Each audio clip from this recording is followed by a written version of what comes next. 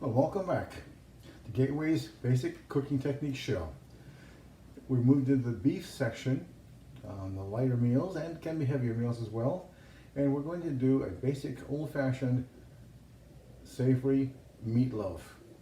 Now, meatloafs used to be made with a combination of beef, veal, and pork. I'm going to keep things a little more reasonable. I'm going to go with strictly beef because veal is bland and very expensive.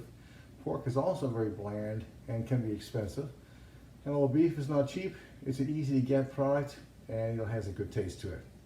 So what first thing we're going to do is we're going to take and we're going to cook some of these onions and green peppers. You want to cook these, cook them till they're nicely done, translucent onion, because the amount of time they're going to sit inside that beef meatloaf mixture is not enough time for these guys to cook. If you don't cook them enough, you can have raw or semi-raw onion green pepper, which is not that much fun. It's going to change your flavor and your texture. Remember, you season each layer, because each layer has to be able to stand by itself. We'll cook this. Once it's cooking, then we'll mix the ground beef. I've got about 3 pounds of ground beef. So for a binder, I tend to use 1 egg for every pound of ground beef. So we'll make the mixture. The eggs are already in the bowl. Put the ground beef in. We're going to take some chopped parsley. We'll take some flavoring agents like A1 steak sauce. We're going to use a Montreal steak seasoning just because they're great flavors for this. And we'll get to put this all together. It's going to bake in a 375 oven. It's probably going to bake for a total of about a good bit of an hour, maybe a little longer. When we get to that, we'll show you how we put it together. Alright, the onions are cooling off now. I don't want to put hot onions in amidst the eggs, the meat. Let it cool off just enough so it doesn't cook when it puts in there. I've got my seasoning in there. I've got my A1 steak sauce in there. I've chopped up some parsley, put in there.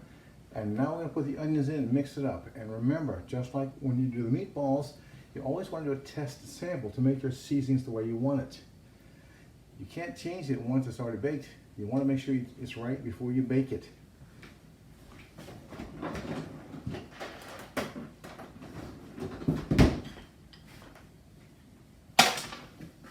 Okay, onion and peppers go in.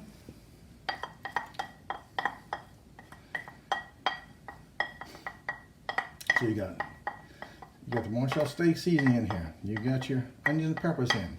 You got your A1 steak sauce in. All the components you're looking for, mix it up. Mix it up well.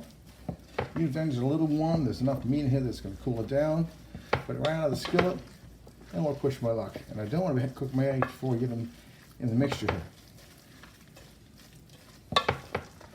When you think you got it right, take out your piece and do a test sample. If you have to do 3 or 4 test samples, that's fine. You have plenty of meat here. Just make sure your flavor's right before you put it in the pan to bake it. Afterwards, it's too late. So and it's an easy thing to forget. Piece that big, in the skillet. Doesn't take long, it's very small, it's very thin. We see how this sets out. All right, I'm using an 80-20 ground beef here. Remember, we said 93.7 is a very, very lean meat. It's not going to give you much of the juice you're looking for. The 93 is the meat part, the 7 is the fat part. So the 80 is 80% meat, 20% fat. You get some shrinkage on this, but you're also going to have a really soft, moist, tender product in the end. Just the sort of thing you're looking for. Okay, we'll take this, turn it over. It's all beef. This time, you don't need to cook it well, unless that's the way you want it. No one eats medium rare meatloaf. It's going to be reasonably well done. You don't want most of the color out of this product. So this is one. Cook it to where you like it. And all we're doing here is checking for seasoning.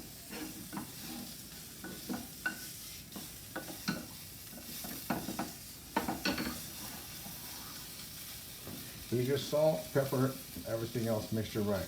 Can you detect the A1s in there? Can you detect the onions and peppers in there? If you can, then you're right where you want to be. If not, you need to pick up your seasoning. Remember, salt is a flavor enhancer, first and foremost.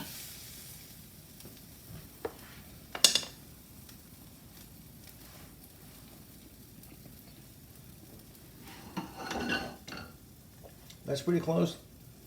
Got a little more A1 sauce in there. And just a pinch more salt. Other than that, pretty good stab. And the salt we're going to get from our Montreal. Mix it up well. You don't want all the salt in one place. Mix it up well. When you're going to fill a pan, do yourself a favor. Fill the ends first. The ends first, and not like to have any big gaps in it. Tuck them in the ends here. Fill your corners up.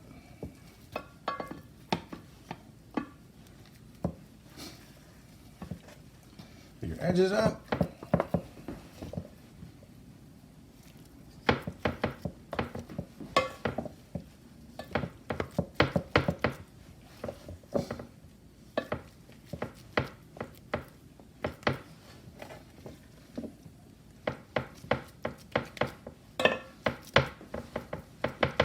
You gotta remember, you're gonna have some shrinkage here. Some of the shrinkage is gonna do because of loss of moisture. Some of the shrinkage is gonna be due because you're gonna have somebody have a 20% shrink factor just given the fact that you've got that much fat in the product. All right, we got enough. It's nice, it'll be bountiful. Smooth it out a little bit so you get a nice look to it. No big gaps, no big ridges. And you're ready to go. We're gonna put this right about now into my 375 oven, and we'll let you see what it looks like when it comes out. We're gonna cook it for about an hour covered, then we'll take the foil off and cook it the last little bit uncovered.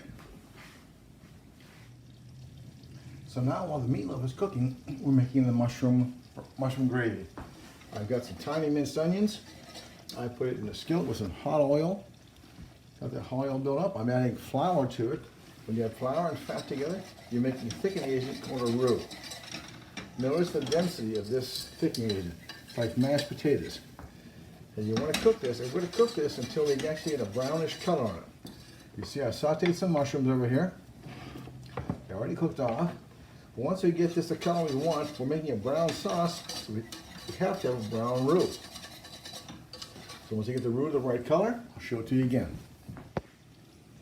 You remember how white the roux was when we started? Well, here's the color of the roux now. And the bits of onion we put in there have continued to darken up. So we're going to take now, we're going to add the beef stock to it a little bit at a time. It's so hot, it'll want to flare up. So the more you cook flour, the less ability it has to thicken.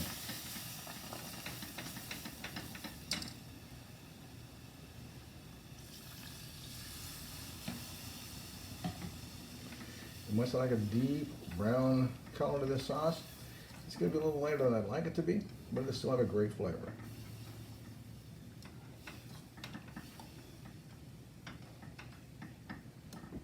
Let that keep on cooking the rest of the way, and then we'll add the seasoning to it. So here is our finished product of the meatloaf with the mushroom sauce, all ready to go. Hope you enjoy it. It's good.